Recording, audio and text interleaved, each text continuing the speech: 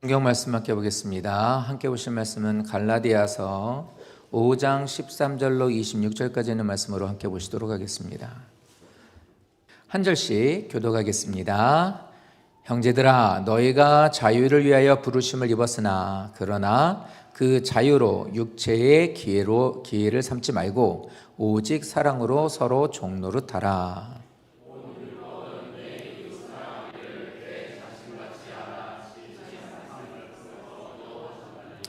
만일 서로 물고 먹으면 피차 멸망할까 조심하라.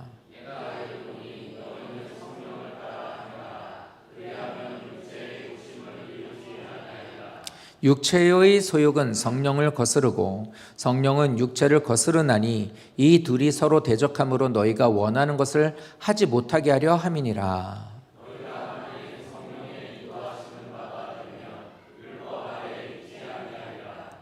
육체의 일은 분명하니 곧 음행과 더러운 것과 호색과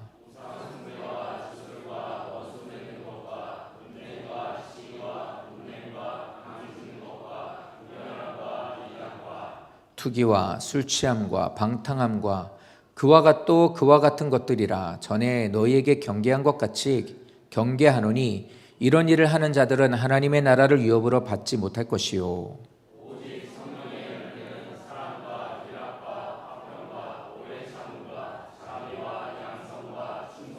온유와 절제니 이 같은 것을 금지할 법이 없느니라.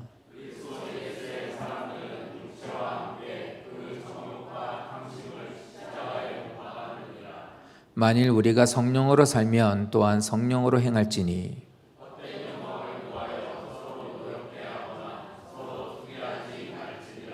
아멘. 자, 오늘은 갈라디아서 5장 말씀으로 우리가 이제 5장까지 왔네요. 5장까지 왔는데 갈라디아서는 우리들에게 하나님을 믿는 믿음으로 사는 것을 꼭 기억하고 그 믿음으로 살아야 된다라는 것을 우리에게 알려줘요. 그런데 믿음으로 살아가는 우리들의 삶 속에 자꾸만 율법주의, 내 의지와 힘으로 뭔가를 이루려고 한다는 것을 경계해야 된다. 뭐냐 그게? 라는 것을 우리가 2장을 통해서 그런 삶은 또 어떤 삶이어야 되느냐라는 것을 우리가 4장을 통해서 우리가 봤어요. 오늘 이제 이 말씀을 통해서 오늘 이 믿음 안에 사는 사람들은 그럼 어떻게 살아가야 되지? 무엇을 의지해야 되지? 우리에게 우리가 조심해야 될 것과 취해야 될 것이 무엇이지? 이거에 대한 것을 우리가 알려주고 있는데 이것에 이제 오늘 제목이 그 답이에요. 그런데 저런 삶을 살 수 있게 하기 위해서 우리가 꼭 기억하고 있어야 되는 게 뭐냐면 오늘 가장 중요한 말인데 자유입니다. 자유라는 것은 우리에게 주신 복음, 예수 그리스도를 믿는 믿음으로 구원받는다. 예수 그리스도의 십자가의 은혜와 그 보혈로 구원받는다. 이것으로 인하여 우리들은 자유함을 얻는 것이에요. 자유는 그렇게 얻게 되는 겁니다. 이때 성경이 기록하고 있었던 이 사람들은, 이 율법주의자들은 뭐냐면 율법을 준수함으로 인하여서 구원받을 수 있다. 그러니까 구원받는 조건은 내 노력이야. 말씀을 잘 지켜나가는 것에 대한 그 노력이야 라고 생각을 하고 있었거든요. 근데 바울은 아니라고, 그게 아니라고요 라고 하면서 복음을 갖고 구원받았다고 말하나 이상하게 자꾸만 옛날로 돌아가는 사람들을 향하여 말합니다. 복음 안에서 예수 그리스도의 십자가의 보혈로 구원받은 우리들에게 있어의 자유는 오직 성령 안에서 살아가는 삶이다 라고 얘기를 하는 거예요. 오늘 이 말씀을 통해서 우리는 과연 예수로 인하여 자유함을 얻었나? 자유함을 얻은 우리들은 어떻게 살아가야 되느냐? 이거에 대한 것을 우리에게 알려주실 때에 말씀을 잘 깨닫고 이 말씀을 통해서 성도님들 또한 힘을 얻으셨으면 좋겠습니다. 자, 먼저 볼까요? 13절 말씀 보면 이 얘기합니다. 성도님들, 형제들아, 이제 얘기를 하는 거예요. 우리는 그리스도인이라고 합니다. 그리스도인이라는 말은 사실 제일 정확한 말은 예수쟁이에요. 조금 더 그거를 풀어서 좋은 말로 하면 예수님의 뒤를 따라가는 사람이 그리스도인이에요. 그것에 동의하신다면 나는 그리스도인이 맞습니다. 교회를 다니는 걸 그리스도인이라고 말하지 않아요. 예수님이 말씀하신 그 길을 따라가는 사람, 주님의 그 발자취를 따르는 사람이 그리스도인이에요. 그래서 보면 저 예수쟁이다, 저 예수에 미쳤다, 이게 결국엔 그리스도인이거든요. 그리스도인이라고 불려지는 것은, 내가 그리스도인이라고 불린다는 것은 오늘 말씀에 대한 시점으로 보면 율법이나 죄에서 자유함을 얻는 사람이에요. 그거에 매여있지 않은, 죄에 매여있지 않은 사람이 그리스도인이에요. 이거는 나는 그리스도인입니다 라고 말하는 사람은 이미 그것에서 이제는 별개가 된 거예요. 이제 떨어져 나간 거예요. 그거는 별로 상관이 없는, 죄와는 별로 상관이 없는 그런 사람이 된 것이 그리스도인입니다. 그럼 다시, 그리스도인이라는 것은 우리가 얻어야 되는 자유라는 것은 하나님이 우리에게 값없이 주신 은혜. 이리 와, 내가 너 구원해 줄게. 저 더러워요, 저 갖고 있는 게 없어요, 저는 부족해요. 아무리 우리가 뭐라고 한들 무슨 상관이야. 내가 너를 구원하고 사랑하여서 구원하겠다는데, 건져주겠다는데 우리 조건과 어떤 우리 여건을 보지 않으세요. 그래서 그것에 대한 것을 우리는 믿는 그 믿음으로 주님께 손을 내밀었을 뿐인데 우리는 그 손을 잡아주셔서 주님이 나를 구원해 주신 거예요. 이게 복음이에요. 이 복음을 믿는 사람이 그리스도인이라고요. 이것을 그리스도인이 된 사람은, 그러면 주님, 저 죄의 문제는 어떻게 해야 되나요? 저 이제 이 율법을 어떻게 되나요? 그런데 잘 못 사는데 어떡하죠? 믿음으로 잘 못 살고 있는데 저렇게 잘 말씀 못 지키는데 어떻게 하죠? 이런 것들하고 이제 관계가 없는 거예요. 이제는 주님으로 인하여 사는 자가 된 거예요.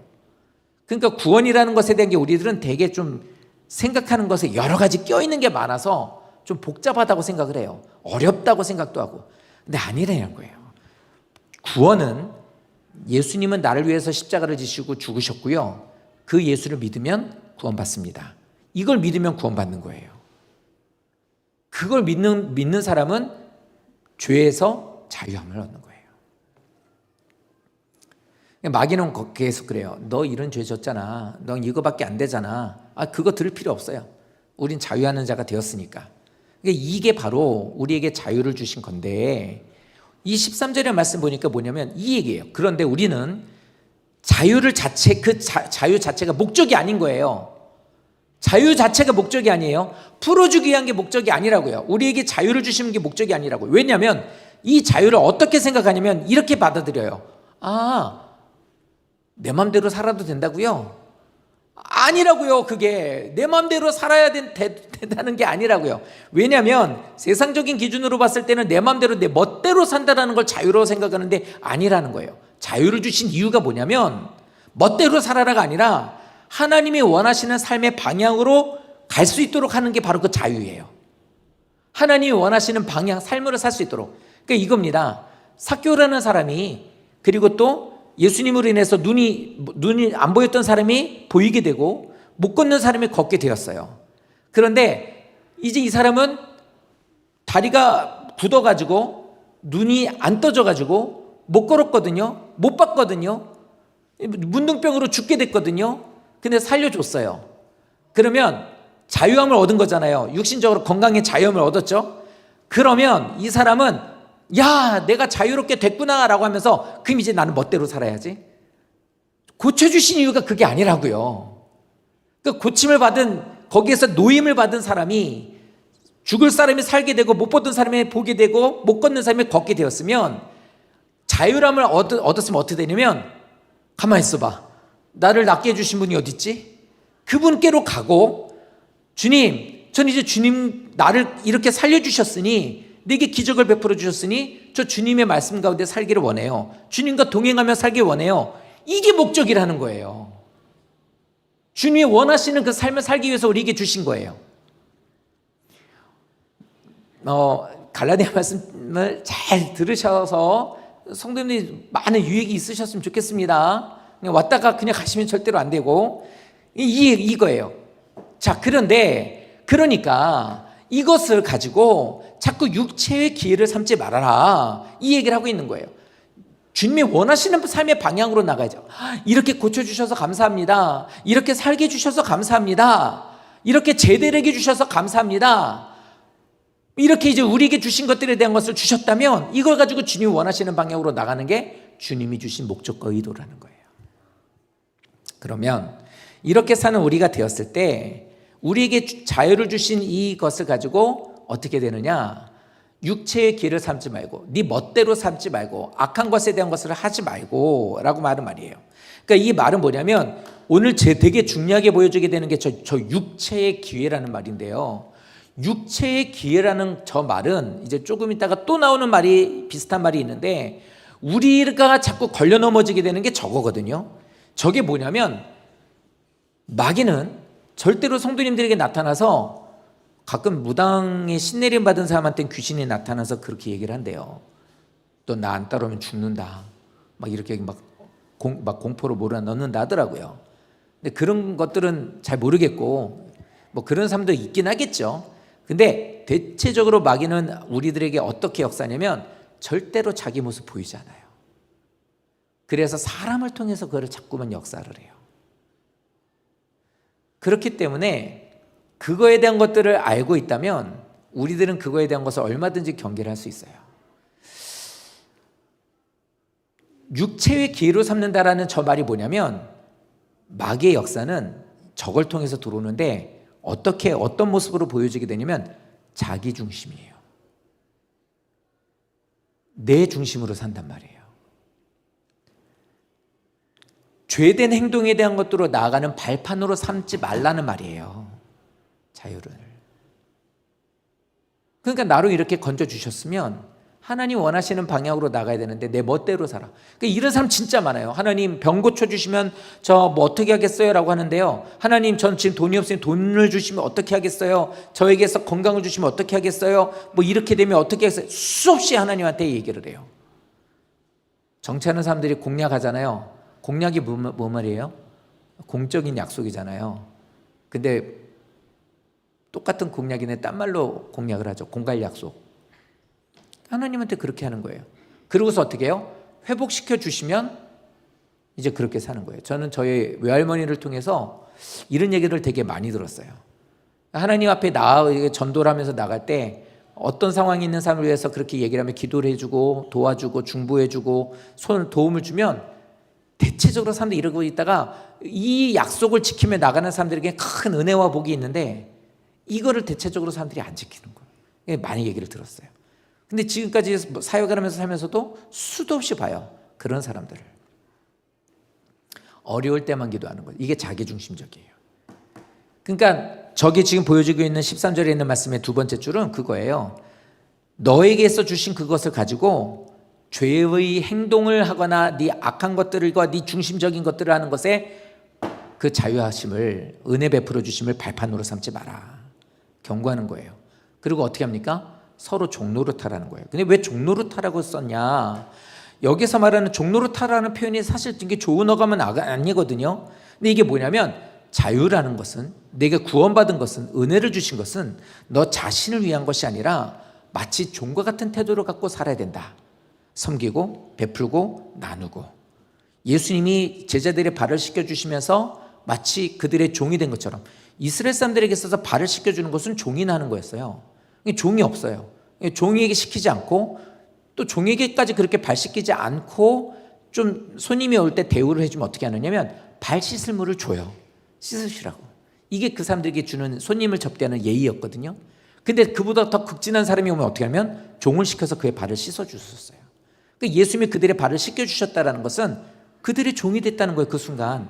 그러니까 예수님께서 우리에게 말씀하시는 게 뭐냐면 네가 예수님 이름으로 구원받았다면 아무 공로 없이 예수님의 은혜로 복음으로 인해서 구원을 받았다면 그 자유함을 얻게 주시고 구원해 주신 것을 통해 너도 종처럼 섬기는 자가 되어야 된다.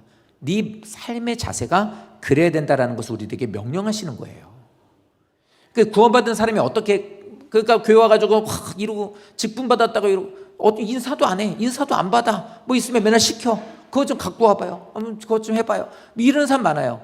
제가 목회하면서 제가 섬겼던 목사님 사모님들 중에 참 싫은 사람 많았거든요.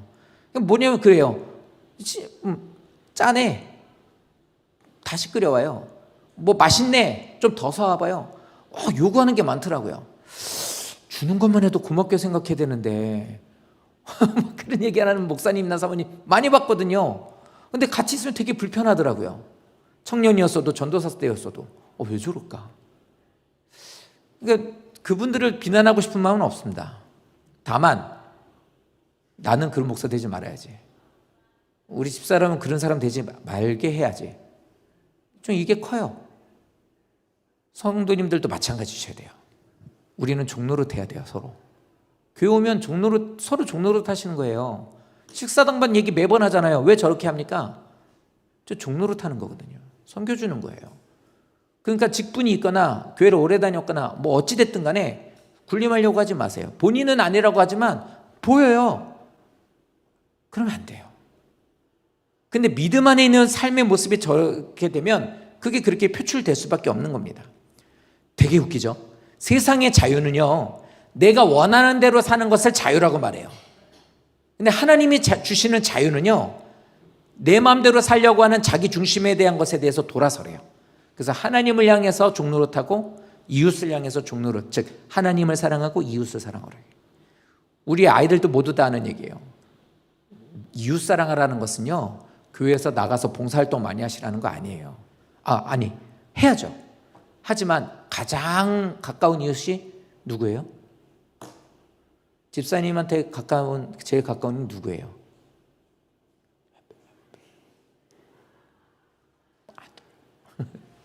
집사님들에게 가장 가까운 이웃은 누구십니까? 남편이에요. 아내예요. 그리고 자녀들이에요. 그들을 종같이 섬기지 않으면서 교회 오셔가지고 나가가지고 바자회 하고 나가서 사람들을 막 섬겨주고 천사 같은 얼굴을 하고 있은들 그건 천사 아니죠. 그렇기 때문에 하나님을 사랑하는 것처럼 이웃도 사랑하고 자기 가족들도 사랑하고, 물론 우리 가족만 최고로 하는 것도 물론 문제가 돼요. 어쨌든 우리들에게서 오늘 말씀은 저겁니다.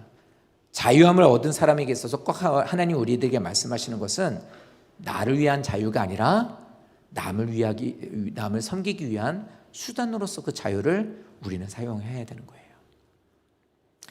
자, 그런데 14절 말씀이 이렇게 말합니다.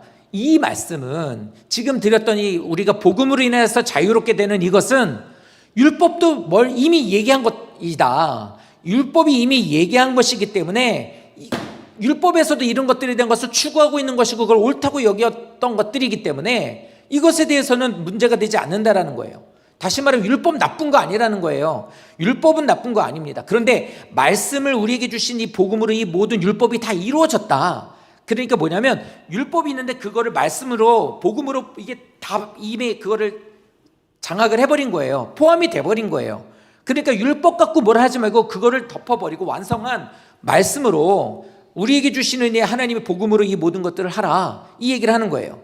오직 사랑으로 종노릇하라 라고 명령하신 다음에 바로 이 말씀을 주신 이유는 자유가 자칫하면은 자기중심적인 갈등으로 변질되기 때문이에요. 우리가 쉽게 이 말씀이 15절에 대한 이 말씀에 나온 건 뭐냐면 잘못하면 이게 문제가 되기 때문이에요. 그러니까 이 14절 말씀까지 보면 13절과 14절 말씀을 보면 그렇구나. 우리들에게 하나님께서 복음을 주시고 자유를 주셨으니 내가 구원을 받았으니 다른 사람들을 섬기는 것이 옳구나 라고 알고 있는데 이것에 대해서 자기중심적으로 만약에 잘못 해석이 되게 되면 망한다 소리예요. 이 망한다라는 이 말은 뭐냐면 교회 생활을 하면서 교회 안에서도 자유함을 핑계로 하여 자기 주장을 내세우거나 타인을 무시하거나 기준을 만들어 놓고 거기에서 사람들을 잣대로 정죄를 하거나 그것만 옳다고 생각하는 태도를 가짐으로 인하여 공동체가 깨져버린다는 거예요. 그러니까 성도님들 아까 말했죠. 군림하려고 하는 것 몰라요 본인이. 왜 그래요? 자기 기준을 만들어버린 거예요. 그러니까 자기가 갖고 있는 습성, 자기가 갖고 생각하는 사람의 어떤 기준과 잣대 평가하는 것 가지고서 그 사람들을 대하게 되는 거죠. 이렇게 돼버리니까 이게 변질이 돼버린 거예요. 그러지 않도록 조심하라고 말하는 거예요.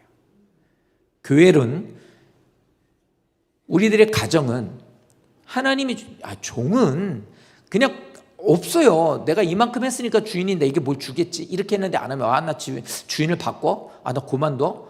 안 되잖아요. 모든 것은 주인에 대해서 그냥 하라 하는 것은 하는 거예요. 우리에게 있어서 나를 구원해 주셨으니 사랑하는 그 마음으로 주님이 내게 종같이 나를 섬겨주시고 나를 위해 희생해 주셨으니 나도 그렇게 살아야 된다는 것 하나만 갖고 있으면 된다는 거예요. 근데 마치 이게 깨져버리면 어떻게 되면 이겁니다. 가족이 잠언서를 보면 가족이 둘러앉아 있는 식탁은 축복의 자리라고 해요. 행복의 자리라고. 설령 너희들이 먹고 있는 그 식탁에 있는 것에 고기 반찬이 없다 할지라도 거기에서 서로를 사랑하고 나누고 있다면 그곳은 어떤 맛있는 산의 진미를 갖다가 먹는 것보다 훨씬 더 아름답고 복된 자리가 될 거야 라고 우리에게 말하고 있는 거거든요. 근데 이게 바로 주님 안에 자유를 얻은 가정인 모습이 되어야 되는데 각자가 자기중심적인 것만 딱 갖고 서요. 그리고 밥상에 앉아 얘기를 해요. 집에서 뭐 하는데 반찬이 이 모양이야? 아니 쟤는 왜 아니 당신은 애 안 봐? 집에서 도대체 맨날 뭐해? 잠자? 내가 벌어다 준 걸로 뭐 하는 거야? 그럼 아내는 어때요? 어제 신방하면서 아내의 역할에 대한 것을 이렇게 얘기를 듣는데 되게 공감이 되더라고요. 요즘엔 진짜 먹는 문제가 많이 이제 모든 질병이 먹는 걸로 이제 오잖아요. 그러니까 이 먹는 것에 대한 것을 제일 많이 하는 우리들의 영양사가 되는 게 사실 아내거든요. 근데 그 역할에 대한 것을 집에서 집구석에서 이딴 소리를 하면서 막 구박을 한다면 아내 입장에서 억울하죠. 그럼 이제 어떻게 해요? 얼마나 갖다 주길래 그딴 소리에 많이나 갖다 줘? 그리고 당신은 맨날 어디 나가서는 뱅꼬리 같이 그러면서 왜 집에 와서는 대가리 되고 싶어? 막 이렇게 막 뭐? 이러면 이렇게 하면서 막 하면 같이 앉아서 주의 은혜를 누리고 감사에 대한 행복의 자리가 서로 실수에 대한 것들을 들추면서 험담하고 자꾸 다투게 되면 그 식사의 자리는 싸움터가 되는 거예요. 그럼 서로 간의 가족의 신뢰도 깨져버리는 거예요. 그래서 15절이 되는 거예요. 조심하라고. 나아가선 교회도 마찬가지. 성도님들의 과거에 어떤 교회를 다니셨는지 우리는 다 알 수 없어요. 말하지 않으면 알 수 없고. 하지만 지금 이 시간에도 많은 교회들은 그 교회 안에서의 각자의 이해관계의 차이 때문에 많이 지금 15절이 되고 있단 말이에요. 근데 답은 하나입니다. 종로로 타면 돼요. 이 말씀에 대한 것을 우리들은 새기셔야 될 줄 압니다. 공동체 안에서 우리들이 해야 되는 것은 겸손과 사랑이에요. 그리고 자기를 부인하면 얼마나 중요한지를 이 말씀을 통해 우리에게 알려주는 거예요. 그래서 제가 늘 조마조마한 거 열심히 헌신하고 섬겨주시는데 정말 손톱 갖다가 안 하거나 그분들이 하는 것을 마치 그분들이 그렇게 섬기는 것을 당연하게 여기는 모습을 갖고 있음으로 인하여 섬기시는 분들이 상처받지는 않을까? 왜 내가 이러고 있어야 돼? 왜 나만 이래? 저 사람들 왜 저래? 막 이러는 거. 집에서도 그러지 않나요? 설거지를 막 하고 있는데 뭘 이렇게 나중에 설거지 다 끝낼 때쯤 되는데 방에서 먹었던 뭔가를 가져가서 설거지통에다 툭 집어넣으면 화나요, 안 나요? 나죠. 그럼 잔소리 들어요. 그럼 지혜로워야지. 어떻게 합니까? 저는 그 안 갖다 놔요. 그거 뭐하러 잔소리 들어요? 그냥 갖고 있다가 설거지 끝내면 슬그머니 가서 제가 하죠. 이렇게라도 하면 되는데 어떻게 해요? 그냥 툭 하고 던져버린단 말이에요. 교회도 이런 분들 많아요. 그럼 어떻게 돼요? 집에서 해야 잔소리하지. 근데 교회에서는 어떻게 하면 마음 상한단 말이에요. 이런 일들이 계속 반복이 되게 되면 다툼이 생기게 되고 그게 뭐예요? 꿀꺽하고 생기면 그래도 은혜로운 건데 꿀꺽하고 생기지 못하고 뱉어버리면 저게 된 거예요. 물고 먹으면. 그러면은 다툼이 일어나고 문제가 일어나는 거죠. 좋은 교회는 다 천사만 있지 않아요. 꿀꺽하는 분들이 많으면은 은혜로운 거예요. 그러니까 꿀꺽하게 만드는 사람 되시지 마시고 꿀꺽하시는 분들은 주님이 기억하실 겁니다. 이 말씀 꼭 기억해 주십시오. 자, 16절에서 이렇게 말해요. 내가 이르노니 이제 뭘 떠나야 되는지를 말했어요. 뭘 조심해야 되는지. 그리고 우리에게 말해요. 성령을 따라서 행하라. 이 얘기를 해요. 성령을 따라서 행하라는 말은 뭐냐면 너 인생을 사는 그 인생을 주님의 성령의 인도하심 따라서 걸어가라 소리예요. 그러니까 매일매일의 삶 속에서 너희들에게 말씀을 이렇게 들려주게 되는 이 말들을 들으면서 성령께서 나에게 이렇게 알려주시는 것을 통해서 따라가라는 겁니다. 너의 삶에 있어서 하나님께서 알려주시는 것. 그러니까 뭐냐? 첫 번째 전제가 되는 것은 뭐냐면 말씀을 많이 보셔야 된다 소리예요. 여기 성경책 보이시죠? 앞에 보이시는 분도 봤을 분도 있고. 저 성경책 뭐냐면 성경 1년 1년 7개월 동안 딱 하루에 1시간씩 읽었더니 1년 7개월 걸리더라고요. 1년 7개월 정도 동안 성경 1도 간 거예요. 그래서 성경책을 선물로 드린 거거든요.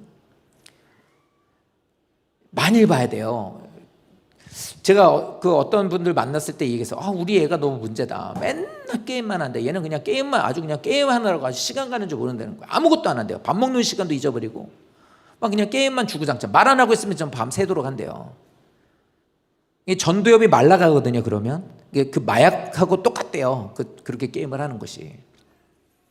그러니까 막 그런 얘기를 해요. 중학교 그 사춘기가 왔으니까. 근데 제 얘기를 했죠. 저희 교회는 온누리 교회 어떤 선생님이 그 얘기하더라고요. 부천에 살고 있는데 여기 소화동이 있는데 부천에 살고 있는 선생님이 새벽기도 끝나고 부천에서 소화동까지 와서 학교 가기 전에 애하고 만나가지고 30분 동안 공원에 앉아서 큐티라고 보낸다는 거예요. 대단하죠. 그래서 그거를 듣고 저도 결심을 했죠. 그래서 저희 학생들은 저하고 학교 가기 전에 10분 동안 저하고 이제 큐티를 해요. 방학을 했죠. 그럼 9시에 해요.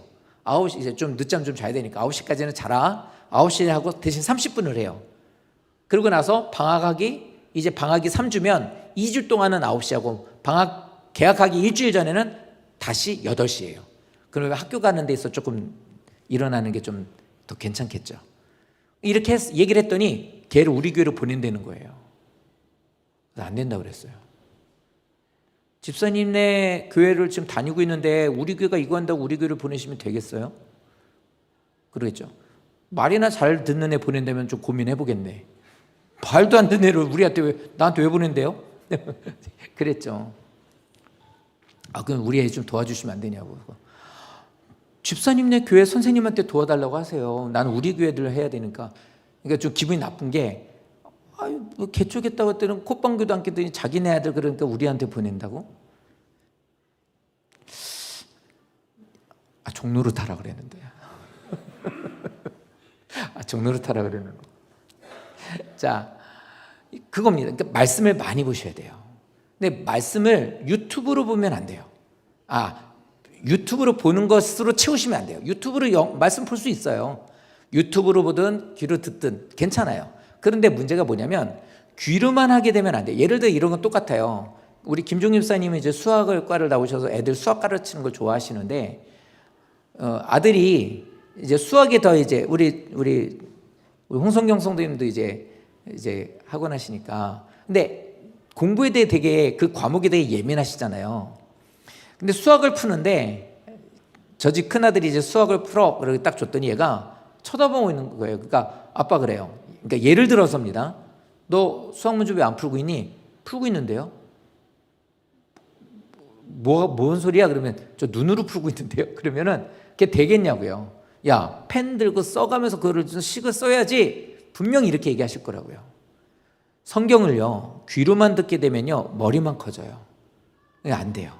성경을 직접 읽고 소리로 내서 읽고 들으시고 이것을 갖고 묵상하시고 이게 반드시 있어야 돼요. 그래야 지금 저기 보여지는 것처럼 매일매일 성령의 뜻에 귀를 기울이는 삶을 살아갈 수 있게 되는 거예요. 그러니까 어떻게 되냐면 성도님들의 삶의 갈림길이 있게 될 때 어떤 것을 결정하게 될 때 내가 묵상하고 있었던 그 말씀이 생각이 나게 되는 거예요. 그래서 그리로 가는 거예요. 그게 바로 아브라함이 갈 바를 알지 못하고 갔다라는 말이 바로 그거예요. 말씀을 쫓아간 거예요. 그런 사람이 되기 위해서는 말씀 많이 봐야 돼요. 그러면서 성령의 인도하심을 따라간다고 말을 해야지 그렇지 않다면 이게 어디로 따라가게 되는지 알 수 없게 돼요.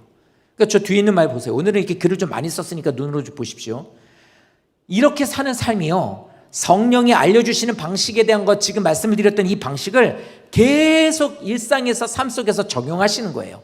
뭐가 되도록? 습관이 되도록. 습관이 되어서 그 방식이 이제는 내 방식이 되도록 어려운 일이 있을 때마다 기도하고 내게 주신 말씀을 생각하면 어떻게 하라는지를 깨닫고 가는 거예요. 이렇게 살아가는 자가 되는 것이 바로 성령을 따라 행하라라는 말씀으로 사는 자가 되는 겁니다. 자, 그러면 이제 이렇게 끝나고 이것에 아멘으로 끝나면 너무나 행복하고 아름답게 되겠지만 이렇게 되는 것에 이제 문제가 생기게 됩니다. 이게 뭐냐면 그러하면 육체의 욕심을 이루지 아니하게 될 거야 라고 말합니다. 이 말이 없었을 때는 알겠습니다가 됐는데 이게 있다는 건 뭐냐면 이것으로 인하여 안 된다 소리예요. 잘. 그러니까 저 육체의 기회, 육체의 욕심이라는 것은 우리로 인하여 성령을 따라가는 것을 방해하는 거예요. 두 개가 적대시돼 가지고 못하게 해요. 그러니까 성도님들이 성령을 따라 행하는 게 안 되고 있다는 것은 나는 육체 욕심을 따라가고 있는 삶을 살고 있기 때문인 거예요. 그런데 반대로 내가 성령의 말씀을, 하나님 말씀을 묵상하고 지키고 따라가려고 하고 안 되는 것은 기도하고 기도를 통해서 내 마음을 아뢰고 하나님 인도하신 가운데 또 주시는 말씀을 어렵지만 이게 된다고? 이렇게 하라고? 그럴지라도 말씀이 했으니까 그냥 따라가 볼게요 라고 순종하고 나가게 되면 그리하면 육체의 욕심을 이루지 아니한다 이렇게 말합니다. 저 말은 육체의 욕심을 그냥 쉽게 표현할게요. 나쁜 일이 안 이루어질 수 있을 거야 이 말이 아니에요. 건강식품 있어요. 예전에 아주 오래전에 저희 어머니가 건강식품을 세일즈를 하신 적이 있어요. 그래서 막 그거 먹으면 낫는다고 막 발라도 되고 뭐도 되고 막 그랬어요. 근데 거기에 보면 뭐라고 써 있냐면 그런 제품들은 뭐라고 써 있냐면 건강에 도움될 수 있습니다. 이렇게 써 있어요. 정확하게 안 해요. 도움됩니다라고 써 있는 약 하나도 없어요.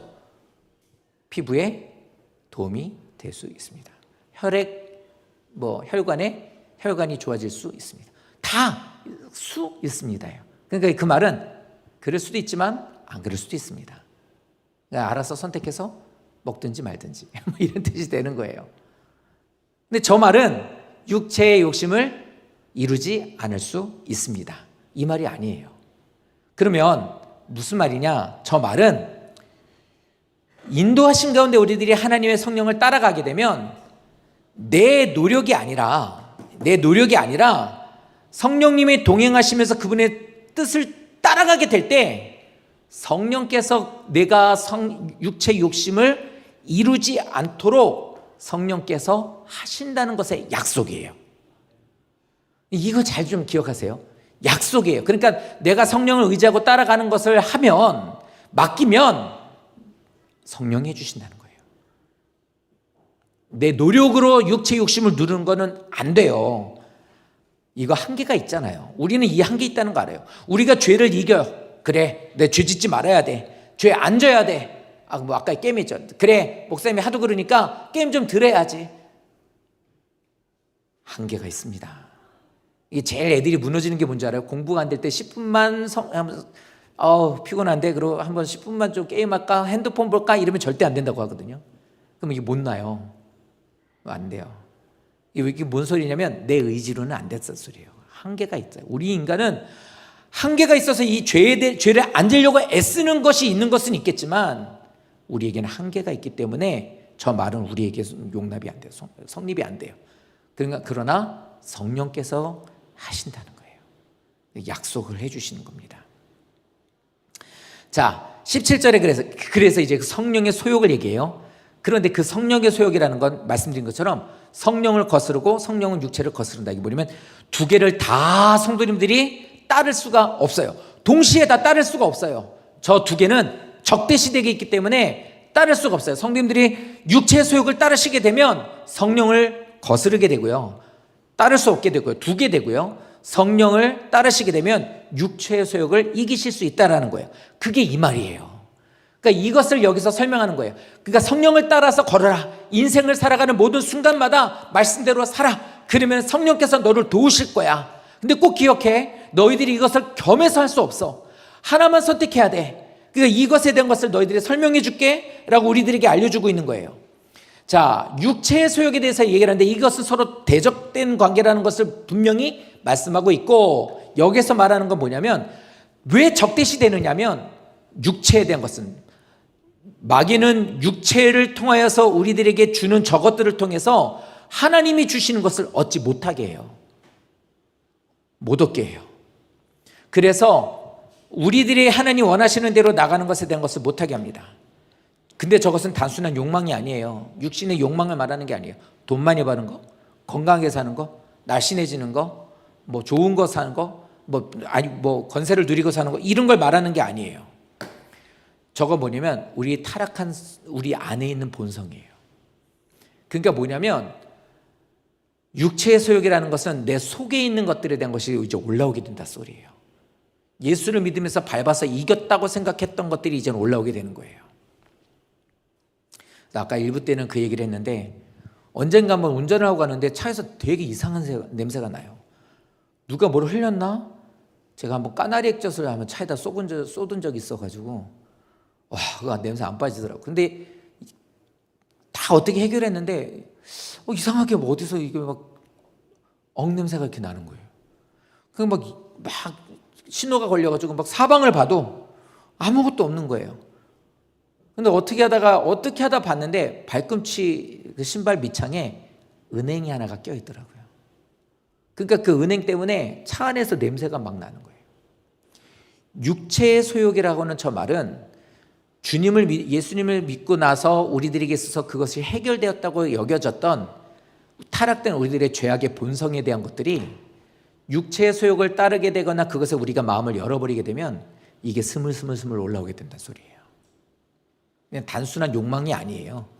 그러니까 성도님들은 저것을 그냥 내 욕심이라고 생각하고 내 계획이라고 생각하시지만 그게 아니었더라고요. 그러니까 이게 이렇습니다. 내 속에서부터 속으로 생각이 올라오거든요. 그러니까 말했잖아요. 마귀는 절대로 나타나지 않는다고. 나를 통해서 얘기를 해요. 그러니까 내가 속으로 생각하는 걸 내가 생각한다고 생각하는데 그건 내가 생각하는 게 아니라 마귀가 주는 생각이에요. 예를 들어 이렇습니다. 누군가 나를 무시해요. 근데 내 한쪽에서 말이 들려요. 내 머릿속에서 들려요. 용서해라. 너도 죄 많은 자였고 너도 그런 사람이었는데 내가 너를 용서했으니 너도 그를 용서해라. 용서해라. 하나님이 내게 주시는 말로 들려요. 그런데 내 한편에서는 어떤 말이 들려면 이런 소리가 들려. 저걸 가만둬? 야, 너도 똑같이 말로 공격해. 이렇게 계속하는 거예요. 아, 진짜 열받네. 야, 생각을 해봐. 지가 뭘 한다고 나한테 저렇게 얘기해? 안 그래? 너도 말로 대받아 쳐. 이게 내 마음속에서 이제 올라오는 거예요. 그럼 어떻게 하죠? 이 말을 덥석 물어버리게 되면 상대방을 향하여서 이제 찌르고 핥히는 말을 하게 되는 거예요. 이게 육체의 욕망이에요. 누군가가 잘 됐어요. 그런데 잘된 것에 대해서 축하를 해줘요. 근데 축하를 해주고 축복해 주는데 속에서 나에게 이런 말이 들어와요. 하나님은 우리에게 그러죠. 축복해줘라. 칭찬해줘라. 잘 됐네요. 축하드려요. 이랬어요. 그런데 좋은 대학 가셨네요. 뭐 어떻게 해가지고 이렇게 뭐 됐네요. 참 은혜네요. 이 얘기를 해요. 축복을 해줬어요. 그런데 그래요. 왜 우리 애는 쟤보다 난데 왜 쟤보다 좋은 대학 못 갔지? 왜 우리 애는 내가 못 해준 것도 없는데 왜 이렇지? 이 마음이 내 마음에 들어오게 돼요. 그럼 질투가 생기게 되죠. 그리고 어떻게 합니까? 시기로 바뀌어지게 돼요. 질투는 반드시 시기로 바뀌어요. 시기의 뜻 아시죠? 내가 못 갖는 건 너도 못 갖는다예요. 그 마음을 갖게 되면 미워하게 돼요. 이렇게 되면서 내 안에는 이 타락한 이 본성의 욕구로 인하여 그 사람에 대해서 계속 그런 식으로 생각을 하게 되는 거죠. 한 가지만 더 할까요? 하나님은 우리에게 정결하게 살라고 말을 합니다. 정결하게 살라고 말하는데 우리들의 본성은 뭐라고 그래요? 네가 원하는 대로 살아. 네가 원하는 대로 살아. 굳이 예배 드릴 필요 없잖아.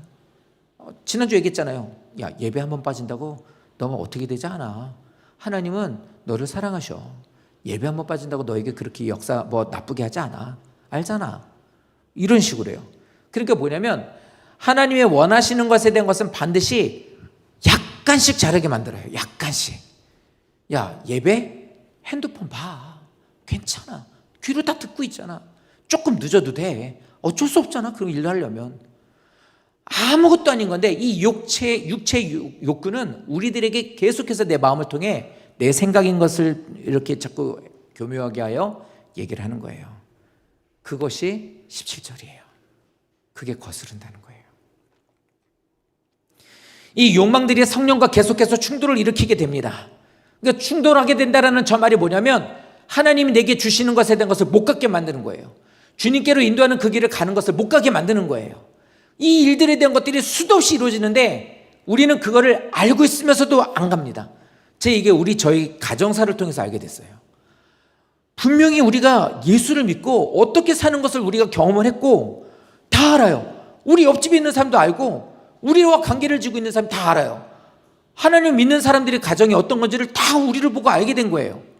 근데 누구보다도 가까운 우리들의 친척은 아무리 가서 얘기를 해도 당신들이 일이 안 되잖아요. 우상을 섬기니까 이런 일이 안 되는 것 같지 않아요? 우리는 우상 섬기는 거 버렸는데 우상 섬기는 거 버렸다고 막 우리한테 욕했죠. 근데 우리 하나님 섬기겠다고 했잖아요. 근데 이렇게 우리 잘 되는 거 보세요. 당신들보다 우리는 여건이 안 좋은데도 우리 가정이 이렇게 지금 되고 있는 거 보시잖아요. 이건 하나님 하시는 거예요. 이렇게 얘기를 하시는 거예요. 우리 부모님들이. 근데 그거는 주변에 있는 사람들은 다 그걸 알아요. 근데 되게 놀라운 건 그들은 그거를 몰라요. 그래서 지금도 하나님 안 믿어요. 안 믿어요. 눈에 이렇게 보여지는데도 이게 왜 그래요? 마귀는 거스르는 존재이기 때문에 하나님의 길로 가는 것을 막아요. 하나님이 주시고자 하는 것을 못 갖게 해요. 근데 우리는 그걸 내 생각이라고 생각해요. 그러니까 내가 선을 거놓고 넘어가질 않아요. 하나님에 대해서 좀만 더 아시면 하나님 앞에 좀 더 기도를 좀 더 어떻게 하는지를 들으셔서 제대로 기도만 하시면 역사하실 거예요 라고 아무리 얘기해도 선 안 넘어와요. 그러고서 그냥 신세 타령만 해요. 그게 왜 그래요? 이게 마귀가 하는 거거든요. 육체의 욕구와 육체의 소욕 때문에. 성도님들 이 말을 꼭 기억해 주십시오. 근데 이것에 대해서 이제 얘기를 해요. 이 문제가 뭐냐면 이게 왜 문제가 되냐면 21절에 이렇게 얘기해요. 이렇게 살게 되면 육체의 소욕을 끌려다니는 삶을 살게 되면 어떤 결과가 오냐면 하나님의 나라를 이어받지 못해요. 이게 그냥 딱 까놓고 그냥 한마디로 그냥 말하면 뭐냐면 천국 못 간다 소리예요. 하나님과 관계가 끊어진다는 소리. 하나님과 관계가 없어진다는 소리. 이게 진짜 무서운 말이거든요. 근데 그 육체의 소욕을 따르는 게 그렇다고 우리들에게 말하고 있는 겁니다. 그러니까 이 말씀은 우리에게 선택하라는 걸 말하는 게 아니에요. 살 길을 제시하는 거예요. 살 길을 알려주니까 반드시 잡아야 돼라고 우리에게 알려주는 거예요. 왜냐하면 우리가 사는 이 시간은요 계속해서 충돌이 일어난다고요. 우리든 우리 밖에 있는 하나님을 믿지 않는 사람이든 다 충돌이 일어나고 있어요. 그런데 우리는 그래도 충돌이라는 걸 이거를 느낀다면 이 충돌에 대한 것에 대해서 우리는 못 가게 하는 것을 좀 알고 있다면 이거를 좀 치워라 이거예요. 그거를 치워서 가라. 주시고자 하는 것을 못 받게 하는 것에 대한 것을 너희들이 그것에 대한 것을 피해서 아니야 난 그거 받아야 돼 라고 하면 하나님께 그것을 받을 수 있도록 하라. 단호하게 말하고 있는 거예요. 단호하게 지속적으로 얘기하고 있는 거예요. 그런데 어떻습니까? 회개하지 않는 사람은 육체의 소욕을 따라 회개하지 않는 사람은 하나님과 무관하다예요. 그래서 이것에 대한 것을 아주 친절하게 얘기를 합니다. 자, 이렇게 얘기하면서 이 내용을 얘기해줘요. 육체의 일은 분명하다고 얘기해요. 그 육체의 소욕이라는 것은 분명한데 어떤 거냐라고 하면서 쭉 열거하는데 이렇게 얘기해요. 음행과 더러움 같고 호색이라는 건 뭐냐면 성적인 죄예요. 어떤 것을 통해서 육체의 소욕이 일어나게 되고 그 육체의 소욕이라는 것은 너희들에게 어떤 역사를 일으키는지 보여줄게 라고 하면 얘기를 하는 거예요. 음행과 더러움 같고 호색이라는 건 성적인 죄고요. 자기 욕망을 절제하지 못하는 자기중심적인 거예요. 그러니까 바람피고 불륜을 저지르고 성적인 죄를 짓는 것은 자기중심적인 생각 때문이에요. 그래서 이성을 아니면 상대를 수단으로 만들어 버리는 거죠. 그런 죄의 행동들이 저런 것들이라는 거예요. 두 번째, 우상숭배와 주술이라는 게 있어요. 이건 종교적인 죄예요. 신앙적으로 떠나는 거예요. 이게 뭐냐면 예수를 믿고 권사가 됐고 장로가 됐고 집사가 됐는데 점을 봐요. 학생이어도 청년이어도 애들이어도 안 돼요. 놀이라고 해서 분신사바 하면 절대로 안 돼요. 우리들에 있어서 이거는 재미로 보는 점은 안 돼요. 이게 뭘 말하는 거냐면 영적 권위를 거기에다가 나는 부여하겠다 소리예요. 그래서 우상숭배라는 건 그거예요. 근데 또 하나, 우상숭배라는 건 점 보는 거나 절만 가는 게 아니에요. 자식 사랑하는 것이 하나님보다 앞서는 것도 우상숭배예요. 그건 뭐예요? 하나님보다 난 내 자식을 더 그를 의지하고 있어. 난 남편을 더 의지해. 난 부모를 의지해. 돈을 의지해. 이게 우상숭배거든요. 그러니까 이것은 하나님 대신에 다른 것을 그거에 힘을 부여한다는 거, 의지하겠다라는 거예요. 다음, 원수 맺는 거, 분쟁 시기, 분쟁 당짓는 거, 분열 이단. 이건 뭐냐면 사회적인 죄예요. 공동체를 해치는 거예요. 가정을 해치고 교회를 해치고 우리들이 다니고 있는 회사에서도. 그러니까 뭐냐면 계속 뒤에서 계속 쑤시는 그런 말을 하면 안 돼요. 아, 우리 사장 저 나쁜 새끼 저거 잠깐만 나오는 분이 그래서 이놈의 회사 망해라 이러면서 이렇게 하면 안 돼요. 교회에서도 직장에서도. 왜요? 저게 얼마나 큰 죄인지는 이제 이걸 통해 아시게 될 겁니다. 한 가지 더, 투기와 술 취함과 방탕함을 얘기해요. 술 취하는 거, 투기하는 거. 이 투기가 뭐냐면, 투기라는 것은 남이 잘 되는 것을 싫어하는 것을 투기라고 그래요. 아까 얘기했던 질투와 시기가 합쳐서 이제 투기라고 말하죠. 근데 이게 뭐냐면 저거는 중독 그리고 방탕이에요. 이것들은 뭘 말하는 거냐면 이 모든 것에 대한 절제되지 않은 쾌락, 절제되지 않은 쾌락이에요. 그러니까 이 말씀에 대한 것이 왜 우리들에게 중요하냐면 공동체를 파괴하는 감정들이. 자, 이게 결론인데요. 이 내용들을 쭉 보시면 공통이 있어요. 저 모든 육체의 일에 대한 것들의 공통점이 뭐냐면 아까 시작했을 때 말이에요. 자기 중심이에요. 자기 중심. 신앙생활하고 하나님 믿는 데서 제일 무서운 게 뭐냐면 내 중심이에요. 그래서 모든 사단의 계략은 세상의 중심은 너야. 네 인생은 네 거야. 너를 드러내. 어디 가서든 너 자신을 부각시켜. 계속 우리를 이끌어내요. 그래서 성경에 나오는 모든 죄를 졌던 사람들을 보면 뭡니까? 지지 마. 더 소유해. 네가 가장 높아. 뺏기지 마. 계속 자기중심적인 것을 드러내는 것이었어요. 근데 문제는 이렇게 자기중심적인 것을 통해 내 마귀가 계속 불어넣는 육체의 일을 계속 우리가 하나님 앞에 바꾸지 않고 하게 되면 어떻게 된다? 하나님 나라를 유업으로 받지 못한다는 거예요. 반대로 22절과 23절에서는 성령의 열매를 얘기합니다. 성령의 열매를 9가지를 쭉 얘기하고 있는데 바울이 이 말을 하면서 추상적으로 그냥 성령을 따르세요 이렇게 말하지 않고 조목조목 얘기를 하고 있는 것들이 있어요. 이 열매에 대한 것들을 얘기하고 있는데 이거 한번 말씀드릴게요. 성령 안에서 이것들은요 내가 만드는 게 아니에요. 성령 안에 있을 때 내가 성령의 인도하심을 받고 있으면요 성령과 동행하게 되면요 자연스럽게 맺혀지게 되는 성품들이에요. 내 의사와 상관없어요. 애들이 밖에다가 몇 달 전에 봄 좀 지나고 나서 이제 좀 따뜻하게 될 때 토마토를 심어 놓더라고요. 열심히 이렇게 애들이 막 이렇게 씨를 갖고 심었어요.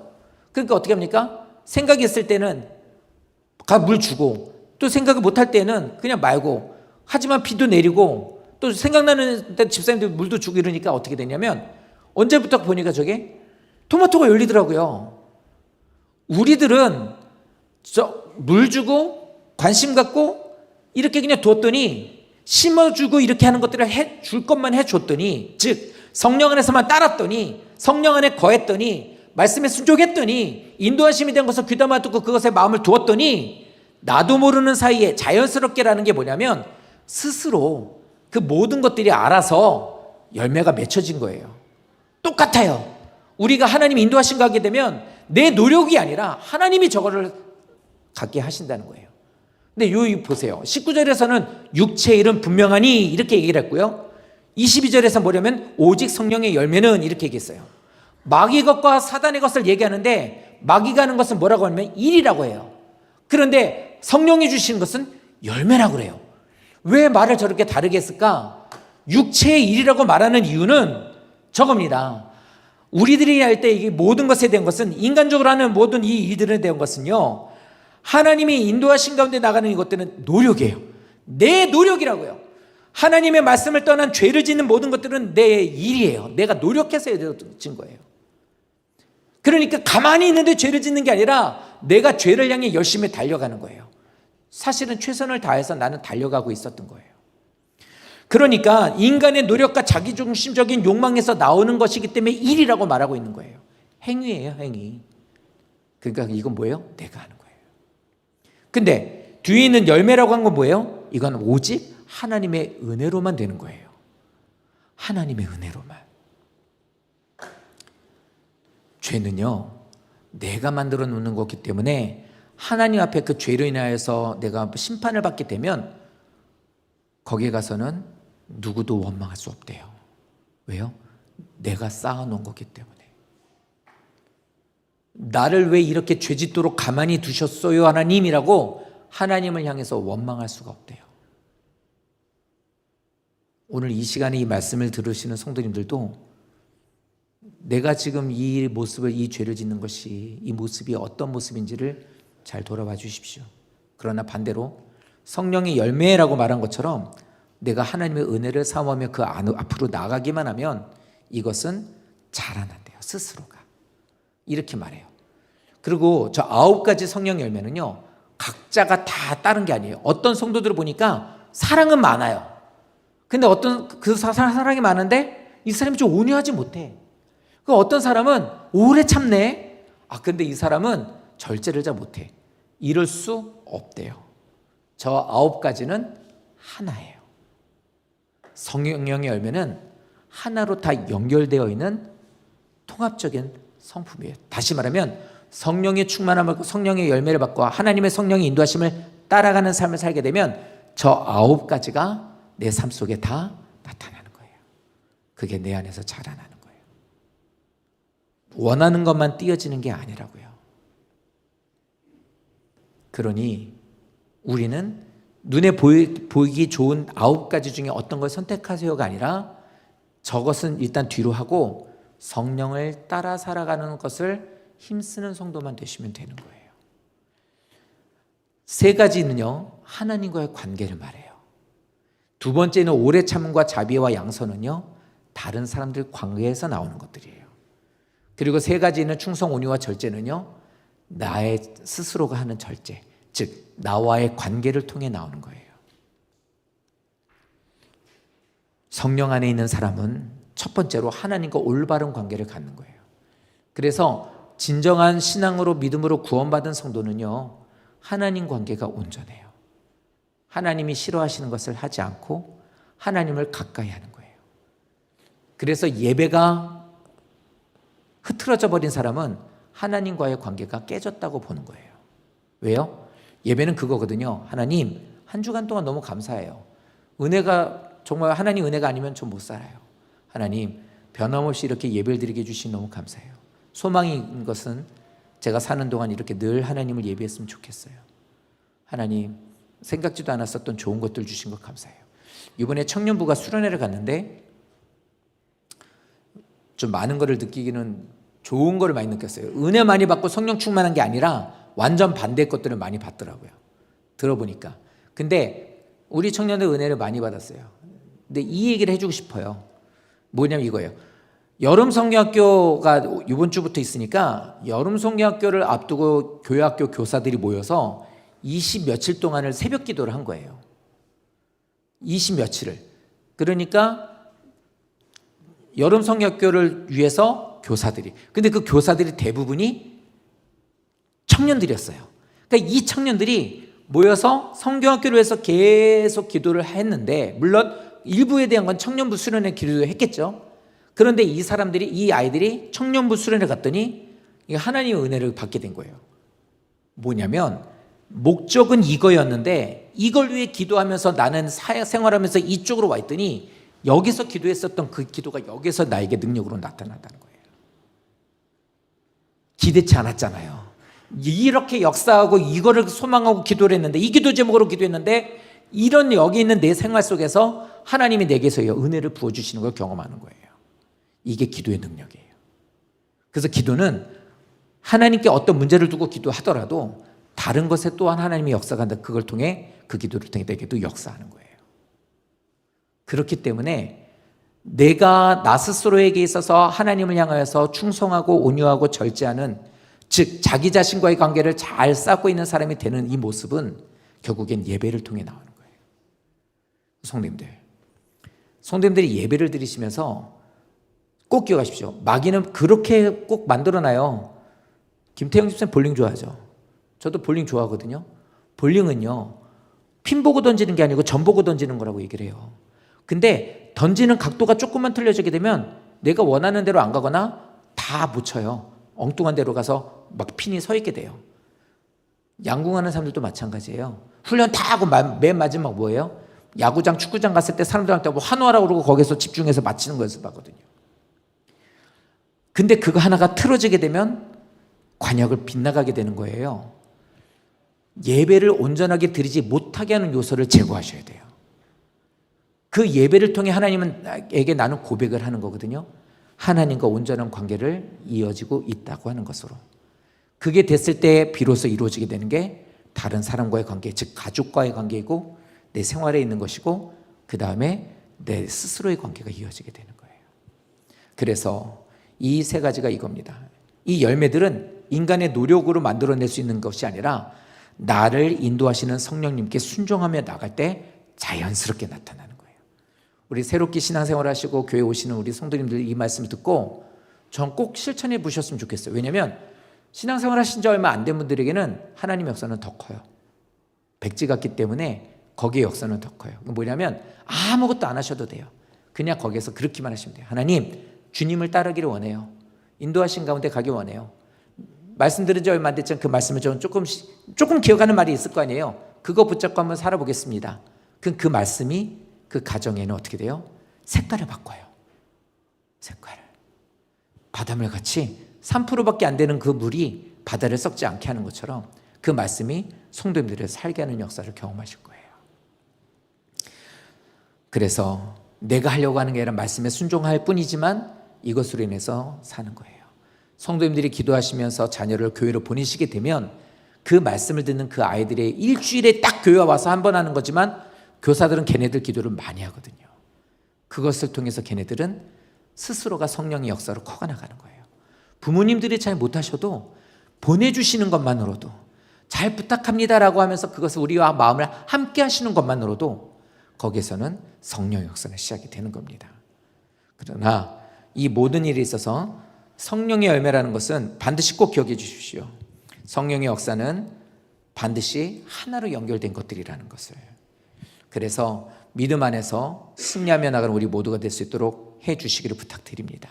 마지막으로 24절 말씀부터 26절까지 나오는 이 말씀은 이겁니다. 복음에 대한 확신에 대한 핵심이 되는 말이 저거예요. 예수 그리스도의 사람들은, 그리스도인은 육체와 함께 육체의 소욕과 나의 모든 것들을 십자가에 못 박았다요. 이제는 결별이에요. 이제는 나하고는 끊어진 거야. 술, 나하고는 이제 끝이야. 다른 것을 의지하는 거, 이제 난 끝이야. 이게 십자가에 못 박았다예요. 그러니까 이게 복음의 핵심이 되는 거죠. 참된 성도는 옛사람이 갖고 있었던 습관에 대한 것을 버려야 돼요. 잘 안 되더라도 그걸 의도적으로라도 자꾸 하나님 앞에 그걸 내려놓아야 돼요. 그렇게 나가는 자가 되면, 성령으로 살면 이렇게 믿음 안에서 사는 자가 되고, 알고 있다면 계속해서 성령으로 이끄심을 따라가는 자가 되셔야만 합니다. 우리가 성령으로 살면 성령이 우리에게 질서 있게 행하라는 거예요. 말씀하신 그대로를 따라가라는 거예요. 이 명령이 우리에게 감정이 아니라 진리와 성령의 인도하심을 따라 매일 살아가는 삶을 살아야 된다는 걸 우리에게 말하는 게 바로 저 말이에요. 성령으로 사니? 그럼 넌 성령으로 행하라. 이 말은 너 성령을 받았으면 매일매일 성령의 인도하심 가운데 따라가는 삶을 살아라 라고 얘기하는 거예요. 혹시 이 시간 오늘 설교 좀 길죠? 절수가 길면 설교가 길어요. 죄송해요. 근데 이거 한 장에 맞춰야 되니까 좀 길어요. 오늘 5예배 때 이거 잘라서 할까 했다가 5예배 때는 2단 얘기하려고 하니까 못하겠고, 그래서 좀 길어요. 그래서 1부 예배 때도 그 얘기 했어요. 오늘 예배 기니까 식사 준비 미리 하시지 말고 조금 늦게 하셔도 됩니다. 얘기했어요. 근데 예배가 기니까 왜 안 끝나? 듣기 싫어. 이젠 졸려. 뭐 끝나고 빨리 뭐 해야 돼? 이렇게 생각하시면 안 돼요. 이게 성령의 인도하심을 받는 게 우리 인생에 진짜 중요한 일이거든요. 성도님들, 이 말씀을 꼭 기억하십시오. 전 맨 마지막에 있는 말씀. 우리가 성령으로 살면 성령으로 행하라. 감정이 아니에요. 진리의 인도하심을 따라 매일매일을 살아보세요. 전 우리 교회 아이들, 아까 얘기했지만 우리 유초등부는 다 해요. 사실 유초등부 애들 때문에 중등부, 고등부 애들 이제 큐티를 하게 된 거거든요. 근데 우리 유초등부 애들 큐티 매일 해서 사진 올리고 선생님하고 점검하고 같이 하거든요. 소망이 있는 이유가 바로 저거예요. 왜요? 너희는 성령으로 사니 너희들은 질서대로 성령 인도하신 가운데 살 거야. 설령 부모님 중에 신앙생활을 안 하는 분들이 계셔서 신앙생활하는데 도움을 주지 않는다 할지라도 걔네는 그 부모들에 대한 그걸 이겨낼 거라 좀 믿어요. 중등부 애들요, 우리 학생부 애들요, 저는 이 아이들에게 소망 가져요. 그래서 저도 이 아이들에게 그 얘기를 해요. 난 너에게, 사실 인간적으로 보면 난 너에게 소망이 있어. 난 네가 잘 될 거라고 믿어. 넌 너무 귀해. 뻥이에요. 걔가 지금 했고 집에서 했던 거 보면 입에서 나오는 말이 뭐냐면, 죽고 싶냐? 너 뭐 맞을래? 너 그래가지고 되겠냐? 인간이 돼야지 먼저. 이게 입 밖으로 나올 말인데, 그 아이들이 그래도 매일매일 순종하면서 큐티를 하면서 교회를 나오면서 뭐라고 하면은 잘못했어요, 잘하려고 노력할게요, 이런 그 모습들이 하나님이 내게 주시는 말은 잘 될 거야. 하나님이 함께 하실 거야. 너 같은 사람은 없다. 하나님 너 얼마나 사랑하신지 아니? 이게 하나님 말로 나오는 거예요. 인간적인 말은 내 말이었고. 그래서 매일의 삶 속에서 하나님을 인도하신 가운데 사는 삶을 보시라는 거예요. 저는 장담합니다.